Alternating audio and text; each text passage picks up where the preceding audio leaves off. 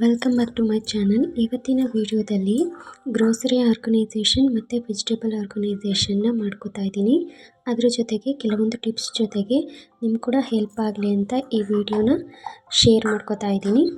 ಮೊದಲಿಗೆ ಈರುಳ್ಳಿನ ಈ ರೀತಿ ಬಾಕ್ಸ್ ಆಗಿರೋ ಮತ್ತು ಮಧ್ಯದಲ್ಲಿ ಗಾಳಿ ಆಡೋ ರೀತಿ ಇರುವ ಬಾಕ್ಸ್ಗಳಲ್ಲಿ ಸ್ಟೋರ್ ಮಾಡಿಟ್ರೆ ಅದು ಬೇಗ ಕೆಡೋದಿಲ್ಲ. ಬೆಳ್ಳುಳ್ಳಿ ಕೂಡ ಹಾಗೇ ಈ ರೀತಿ ಗಾಳಿ ಆಡೋ ರೀತಿ ಇಟ್ಟಾಗ ನಮಗೆ ಅದರ ಬಾಳಿಕೆ ತುಂಬಾ ಬರುತ್ತೆ. 1 ವಾರ ಬರೋ ಈರುಳ್ಳಿ 2 ವಾರವರೆಗೂ ತುಂಬಾ ಚೆನ್ನಾಗಿರುತ್ತೆ. ಈ ರೀತಿ ಸೊಪ್ಪುಗಳನ್ನ ಕೂಡ ಈ ರೀತಿ ಬಾಕ್ಸಲ್ಲಿ ನಾವು ಸೋಸ್ಕೊಂಡು ಎತ್ತಿಟ್ಕೊಂಡ್ರೆ ಅದು ಕೂಡ 1 ವೀಕ್ ಅಷ್ಟು ನಮಗೆ ಫ್ರೆಶ್ ಆಗಿ ಇರುತ್ತೆ. ಅದನ್ನು ಹೊರಗಡೆ ಇಟ್ಟರೆ ಸೊಪ್ಪೆಲ್ಲ ಹಾಳಾಗುತ್ತೆ ಬೇಗ. ಹಾಗಾಗಿ ಆ ರೀತಿ ಬಾಕ್ಸಲ್ಲಿ ಇಟ್ಕೋಬೋದು. ಈಗ ಬೀಟ್ರೂಟನ್ನು ಕೂಡ ಈ ರೀತಿ ನಾವು ವೇಸ್ಟೇಜ್ ಏನಿದೆ ಅದರ ತೊಟ್ಟೇನಿದೆ ಅದನ್ನೆಲ್ಲ ಮುರಿದು ನೀಟಾಗಿ ಇಟ್ಕೊಂಡ್ರೆ ನಾವು ಕಟ್ ಮಾಡಬೇಕಾದ್ರೆಲ್ಲ ತುಂಬಾ ಈಸಿ ಆಗುತ್ತೆ, ಟೈಮ್ ಕೂಡ ಸೇವ್ ಆಗುತ್ತೆ. ಕೆಲವೊಬ್ಬರು ಇದನ್ನು ಚಾಪ್ ಮಾಡಿ ಕೂಡ ಇಟ್ಕೊತಾರೆ, ಅದು ಆರೋಗ್ಯಕ್ಕೆ ಒಳ್ಳೆಯದಲ್ಲ ಅನ್ನೋದು ನನ್ನ ಭಾವನೆ. ಹಾಗಾಗಿ ನಾನು ಅದೇ ರೀತಿ ಇಟ್ಕೊತೀನಿ. ಈಗ ಬದನೆಕಾಯಿಗಳನ್ನು ಕೂಡ 2 ರೀತಿ 3 ರೀತಿ ಇದ್ದರೆ ಅದನ್ನು ಸಪ್ರೇಟಾಗಿ ಎತ್ತಿಟ್ಕೊತಾ ಇದ್ದೀನಿ. ಈಗ ಬ್ಲೂ ಕಲರ್ ಬದನೆಕಾಯಿ ಏನಿದೆ ಅದನ್ನು ಸಪ್ರೇಟಾಗಿ ಮತ್ತು ಮೂಲಂಗಿನ ಈ ರೀತಿ ತೊಟ್ಟೆಲ್ಲ ತೆಗೆದು ಸಪ್ರೇಟಾಗಿ ಎತ್ತಿಟ್ಕೊತಾ ಇದ್ದೀನಿ. ಈ ರೀತಿ ಬಾಕ್ಸ್ಗಳು ನಿಮಗೆ ಫ್ಲಿಪ್ಕಾರ್ಟಲ್ಲಿ ಸಿಗುತ್ತೆ. ಇದರ ಲಿಂಕ್ ಬೇಕಾದರೆ ಕಮೆಂಟ್ ಮಾಡಿ, ನಾನು ನಿಮಗೆ ಶೇರ್ ಮಾಡ್ತೀನಿ ಅಥವಾ ಡಿಸ್ಕ್ರಿಪ್ಷನ್ ಬಾಕ್ಸಲ್ಲಿ ಕೂಡ ಹಾಕಿರ್ತೀನಿ, ಚೆಕ್ ಮಾಡ್ಕೊಳ್ಳಿ. ಈ ರೀತಿ ಬಾಕ್ಸ್ಗಳನ್ನ ನಾನು ತೊಗೊಂಡಾಗಲೇ 5 to 6 ಇಯರ್ ಆಯಿತು. ತುಂಬಾ ಬಾಳಿಕೆ ಬರುತ್ತೆ ಮತ್ತು ಲೋ ಕಾಸ್ಟ್ ಕೂಡ 250 ರೇಂಜಲ್ಲಿ ಇರುತ್ತೆ ಅನಿಸುತ್ತೆ. ನಾನು ತೊಗೊಂಡಾಗ 250 ಇತ್ತು.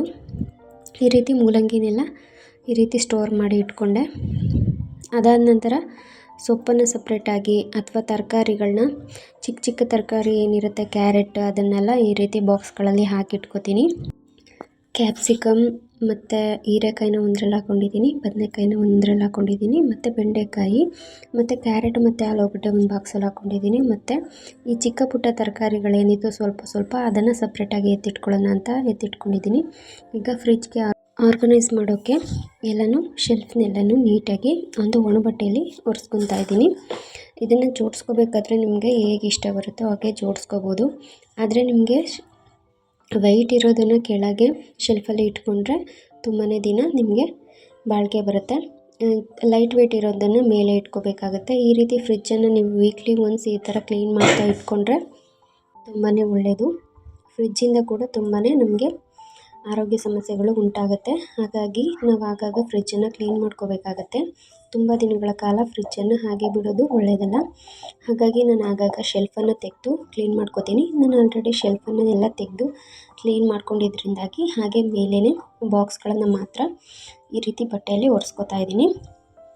ನಮಗೆ ಏನು ನಾವು 1 ವೀಕಲ್ಲಿ ತರ್ತೀವಿ ಆ ತರಕಾರಿನ 1 ವೀಕಲ್ಲೇ ಖಾಲಿ ಮಾಡ್ತೀವಿ ಅಂತಂದರೆ ನಾವು ಇದನ್ನು ಹೇಗೆ ಬೇಕಾದರೂ ಯಾವ ಸ್ಟೋರೇಜಲ್ಲಿ ಬೇಕಾದರೂ ನೀವು ಮೇಲೆ ಅಥವಾ ಕೆಳಗಿನ ಶೆಲ್ಫಲ್ಲಿ ಇಟ್ಕೊಂಡ್ರೆ ಪರವಾಗಿಲ್ಲ. ಆದರೆ ನಾವು ತುಂಬ ದಿನ ತಂದಿದ್ದನ್ನ ತುಂಬ ದಿನ ಇಟ್ಕೋಬೇಕು ಅಂತ ಅಂದರೆ ನೀವು ಬೇಗ ಕೆಡುವಂಥ ತರಕಾರಿಗಳನ್ನು 2-3 ದಿನ ಅಷ್ಟರಲ್ಲಿ ಅಡುಗೆ ಮಾಡ್ಕೋಬೇಕಾಗತ್ತೆ. ಉಳಿದಿದ್ದನ್ನು ನೀವು ಹಾಲನ್ನು ಇಡ್ತಾರಲ್ಲ ಫ್ರೆಶ್ ಆಗಿ ಅದ್ರ ಕೆಳಗಿನ ಶೆಲ್ಫ್ ಅಂದರೆ ಫಸ್ಟ್ನೇ ಶೆಲ್ಫಲ್ಲಿ ಇಟ್ಕೊಂಡ್ರೆ ಅದ್ರ ಶೆಲ್ಫ್ ಲೈಫ್ ಜಾಸ್ತಿ ಬರುತ್ತೆ. ಮತ್ತು ಅದರ ಸೆಕೆಂಡಲ್ಲಿ ತುಂಬ ಒಂದು 4 to 5 days 6 days ಬರೋವಂಥದ್ದನ್ನು ಅದ್ರ ಕೆಳಗೆ ಇಟ್ಕೋಬೇಕಾಗುತ್ತೆ. ತುಂಬ ಲಾಂಗ್ ಲೈಫ್ ಬರೋದನ್ನು ಅಂದರೆ ಬೀಟ್ರೋಟು ಮತ್ತು ಆಲೂಗೆಡ್ಡೆ ಅಂಥದ್ದನ್ನೆಲ್ಲ ನೀವು ಕೆಳಗಿನ ಶೆಲ್ಫಲ್ಲಿ ಇಟ್ಕೊಂಡ್ರೆ ಅದು ತುಂಬ ದಿನ ಬಾಳಿಕೆ ಬರುತ್ತೆ, ನೀವು ಸ್ಟೋರ್ ಮಾಡಿಲ್ಲ ಅಂತ ಅಂದ್ರೂ. ಹಾಗಾಗಿ ಅದನ್ನು ಅಲ್ಲಿಟ್ಕೋಬೇಕಾಗತ್ತೆ. ಈಗ ಮಕ್ಕಳಿಗೆ ಬಳಸುವಂಥ ಪೌಡರು ಈ ಶೆಲ್ಫಲ್ಲಿ ಏನು ಕಾಣಿಸ್ತಾ ಇದೆ ಅದು ಮಕ್ಕಳಿಗೆ ಬಳಸುವಂಥ ಪೌಡರ್. ಇದನ್ನು ಯೂಸ್ ಮಾಡಿದಾಗಲಿಂದ ನನ್ನ ಮಗನಿಗೆ ಮಾತು ಕೂಡ ತುಂಬಾ ಇಂಪ್ರೂವ್ ಆಗಿದೆ ಮತ್ತು ತುಂಬಾ ಚುರುಕಾಗಿದ್ದಾನೆ. ಈ ಪೌಡ್ರ್ ಲಿಂಕ್ ಬೇಕಾಗಿದ್ದರೂ ಕೂಡ ನೀವು ಡಿಸ್ಕ್ರಿಪ್ಷನ್ ಬಾಕ್ಸಲ್ಲಿ ನೀವು ತಗೋಬೋದಾಗಿದೆ. ತುಂಬಾ ಯೂಸ್ ಆಗಿರುವಂಥದ್ದನ್ನು ಮಾತ್ರ ನಾನು ಇದರಲ್ಲಿ ಶೇರ್ ಮಾಡ್ಕೊತಾ ಇದ್ದೀನಿ.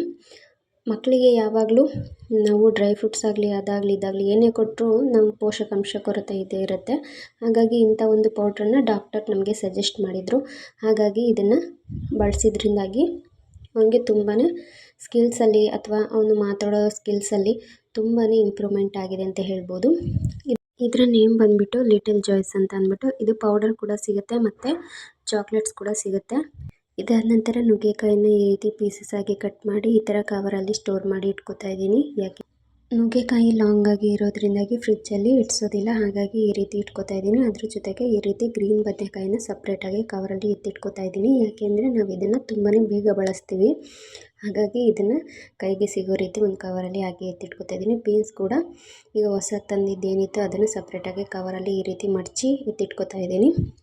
ಈ ರೀತಿ ತರಕಾರಿಗಳನ್ನು ಸಪ್ರೇಟಾಗಿ ಇಡೋದ್ರಿಂದ ನಿಮಗೆ ಹುಡುಕಬೇಕಾದ್ರೆ ತುಂಬಾ ಈಸಿ ಆಗುತ್ತೆ ತೆಗಿಯೋಕ್ಕೆ, ಮತ್ತು ಸ್ಟೋರೇಜ್ ಮಾಡಿದಾಗಲೂ ಕೂಡ ನಿಮಗೆ ಅದೇನು ಯಾವ್ದು ಕೆಡುತ್ತೆ ಯಾವ್ದು ಬೇಗ ಕೆಡಲ್ಲ ಅನ್ನೋದು ಒಂದು ಐಡಿಯಾ ಬರುತ್ತೆ. ಈಗ ಸೊಪ್ಪುಗಳನ್ನು ಕೂಡ ನಾನು ಆಲ್ರೆಡಿ ಪುದೀನ ಸೊಪ್ಪು ಮತ್ತು ಕರಿಬೇವಿನ ಸೊಪ್ಪು ಅದನ್ನೆಲ್ಲ ಬಿಡಿಸಿ ಇಟ್ಕೊಂಡಿದ್ದೆ. ಅದ್ರ ಜೊತೆಗೆ ಇನ್ನೊಂದು ಸ್ವಲ್ಪ ಕರಿಬೇವಿನ ಸೊಪ್ಪನ್ನು ಬಿಡಿಸಿ ಇಟ್ಕೊಳ್ಳೋಣ ಅಂತ ಇವಾಗ ಈ ರೀತಿ ಬಿಡಿಸಿ ಇಟ್ಕೊತಾ ಇದ್ದೀನಿ. ಕರಿಬೇವಿನ ಸೊಪ್ಪನ್ನು ನೀವು 15 ಡೇಸಿಂದ 20 ಡೇಸ್ವರೆಗೂ ನೀವು ಆರಾಮಾಗಿ ಸ್ಟೋರೇಜ್ ಮಾಡ್ಬೋದು. ಅಥವಾ ಉಳಿದಿದ್ದು ಏನು ಕಪ್ಪಾಗಿರುತ್ತೆ ಅಥವಾ ಸ್ವಲ್ಪ ನೀರಿನಂಶ ಕೂಡಿರುತ್ತೆ ಅದನ್ನು ನೀವು ತಲೆಗೆ ಉಪಯೋಗಿಸ್ಬೋದು ಪ್ಯಾಕಾಗಿ, ಅಥವಾ ಎಣ್ಣೆ ಕಾಯಿಸ್ತೀರಲ್ಲ ಆವಾಗ ಅದ್ರ ಜೊತೆ ಹಾಕಿ ಕಾಯಿಸ್ಕೊಂಡು ತಲೆಗೆ ಇಟ್ಕೊಂಡ್ರೆ ತುಂಬಾ ಒಳ್ಳೆಯದು. ಅದೇನು ವೇಸ್ಟ್ ಮಾಡೋಕ್ಕೆ ಹೋಗಬೇಡಿ. ಇಲ್ಲಾಂದರೆ ನಿಮಗೆ ಅದು ಇಷ್ಟ ಇಲ್ಲ ಅಂತ ಅಂದರೆ ಗಿಡಗಳು ಏನು ಬೆಳೆಸಿರ್ತೀರ ಅದ್ರ ಕೆಳಗೆ ಹಾಕಿದರೂ ಕೂಡ ಅದಕ್ಕಾದರೂ ಪೌಷ್ಟಿಕಾಂಶ ಸಿಗುತ್ತೆ. ಈಗ ಎಲ್ಲನೂ ಬಿಡಿಸ್ಕೊಂಡಾದ ನಂತರ ಈ ರೀತಿ ಫ್ರಿಜ್ಜಲ್ಲಿ ಸಪ್ರೇಟಾಗಿ ಎತ್ತಿಟ್ಕೋತಾ ಇದ್ದೀನಿ. ಈಗ ನೆಕ್ಸ್ಟ್ ಗ್ರೋಸರಿ ಬಾಕ್ಸ್ ಏನಿದೆ ಈ ಬಾಕ್ಸ್ಗಳನ್ನ ಎತ್ತಿಟ್ಕೊಂಡು ಒರೆಸ್ಕೋಬೇಕು ಅಂತ ಇದ್ದೆ. ಈ ಗ್ರೋಸರಿ ಶೆಲ್ಫ್ದು ನಿಮಗೆ ಲಿಂಕ್ ಬೇಕಿದ್ದರೆ ಡಿಸ್ಕ್ರಿಪ್ಷನಲ್ಲಿ ಹಾಕಿರ್ತೀನಿ, ತೊಗೊಳ್ಳಿ. ಇದು ಕೂಡ ನಾನು ಫ್ಲಿಪ್ಕಾರ್ಟಲ್ಲಿ ತೊಗೊಂಡಿದ್ದೆ. ಇದು ಕೂಡ 600 to 700 ಅದರ ಪ್ರೈಸ್ ಆಗಿತ್ತು. ಗ್ರೋಸರೀಸ್ನೂ ಅಷ್ಟೇ ನಿಮಗೆ ಎಷ್ಟು ಬೇಕಾಗುತ್ತೆ ಅಷ್ಟನ್ನು ಮಾತ್ರ ತರಿಸ್ಕೊಂಡು ಆಗಾಗ ಫಿಲ್ ಮಾಡಿಕೊಂಡು ಈ ರೀತಿ ಬಳಸ್ಕೊಳ್ಳಿ. ತುಂಬ ಗ್ರೋಸರೀಸ್ ತಂದರೆ ಅದನ್ನು ಬೇಗನೆ ಹಾಳಾಗಿಬಿಡುತ್ತೆ. ಹಾಗಾಗಿ ತುಂಬಾ ಜಾಸ್ತಿ ಬಾಳಿಕೆ ಬರೋವಂಥದ್ದು ಅಂದರೆ ಮೆಣಸು, ಜೀರಿಗೆ ಮತ್ತು ಸೋಂಪು, ಚಕ್ಕೆ ಲವಂಗ ಅಥವಾ ಸಾಸಿವೆ ಇಂಥವೆಲ್ಲ ತುಂಬ ದಿನ ಬಾಳಿಕೆ ಬರುತ್ತೆ.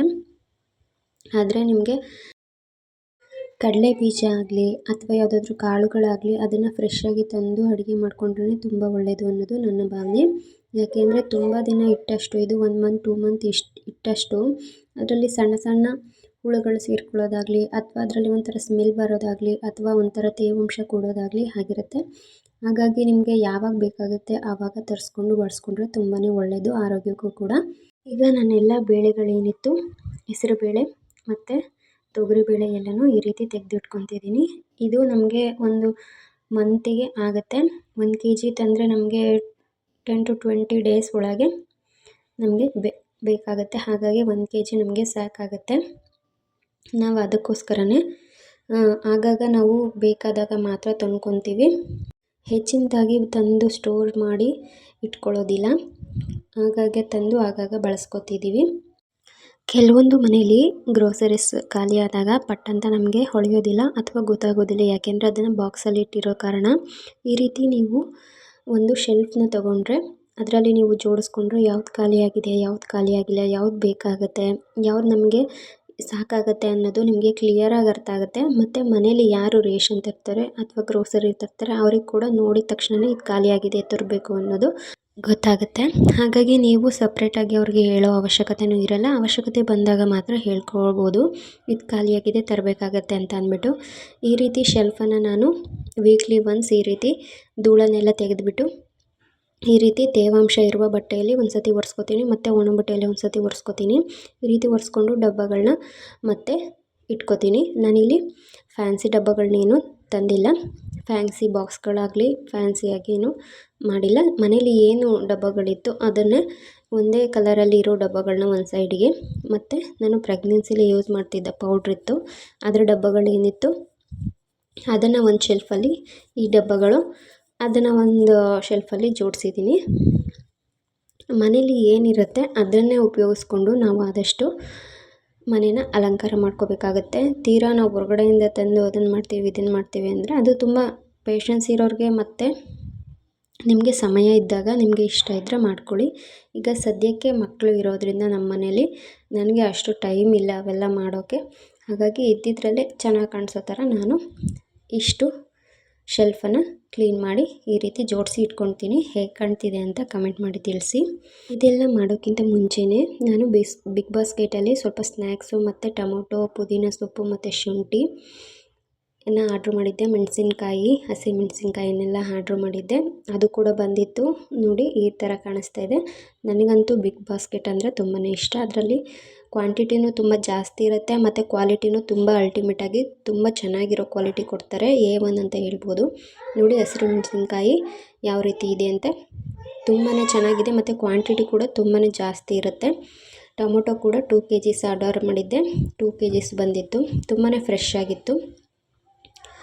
ಮಕ್ಕಳಿಗೆ ಚಿಪ್ಸ್ ಕೂಡ ಅಷ್ಟೇ ಆಯಿಲಿಯಾಗೂ ಇರಲ್ಲ, ತುಂಬ ಹೆಲ್ತಿಯಾಗಿರುತ್ತೆ. ಹಾಗಾಗಿ ಅದರಲ್ಲೇ ಆರ್ಡ್ರ್ ಮಾಡ್ಕೊತೀನಿ. ನೋಡಿ ಎಷ್ಟು ಶೈನಿಂಗ್ ಆಗಿ ಎಷ್ಟು ಫ್ರೆಶ್ ಆಗಿದೆ ಅಂತ. ನೀವು ಕೂಡ ಒಂದು ಸಲ ಟ್ರೈ ಮಾಡ್ಬೋದು. ಈಗ ಸೊಪ್ಪನ್ನು ನಿಮಗೆ ಹೊರಗೆ ತೆಗೆದು ತೋರಿಸ್ತೀನಿ ನೋಡಿ ಎಷ್ಟು ಫ್ರೆಶ್ ಆಗಿದೆ ಅಂತ. ನಿಮಗೆ ಇದರಲ್ಲಿ ಬೇರು ಕೂಡ ಸಿಗುತ್ತೆ. ಇದನ್ನು ನೀವು ಮನೇಲಿ ಪಕ್ಕದಲ್ಲಿರೋ ಪಾಟಲ್ಲಿ ಅಥವಾ ಮಣ್ಣಲ್ಲಿ ಅಥವಾ ನೀರಲ್ಲಿ ಹಾಕಿಟ್ರೆ ಇದು ಗಿಡ ಕೂಡ ಎಲೆಗಳು ಬಿಟ್ಟು ಚೆನ್ನಾಗಿ ಗಿಡ ಬರುತ್ತೆ. ನಾನು ಕೂಡ ಆಲ್ರೆಡಿ ಹಾಕಿದ್ದೀನಿ, ಗಿಡ ಚೆನ್ನಾಗಿ ಬಂದಿದೆ. ಶುಂಠಿ ಕೂಡ ನೋಡಿ ಎಷ್ಟು ಚೆನ್ನಾಗಿದೆ ಅಂತ. ಇದು ಇಷ್ಟಕ್ಕೆ 10 rupees to 15 rupees ಇಸ್ಕೊತಾರೆ. ಇಲ್ಲಿ ಇಷ್ಟು ಶುಂಠಿಗೆ ನಾನು ಕೊಟ್ಟಿರೋದು 15 rupees.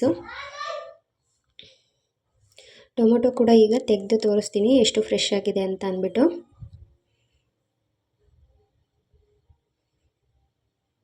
ನೋಡಿ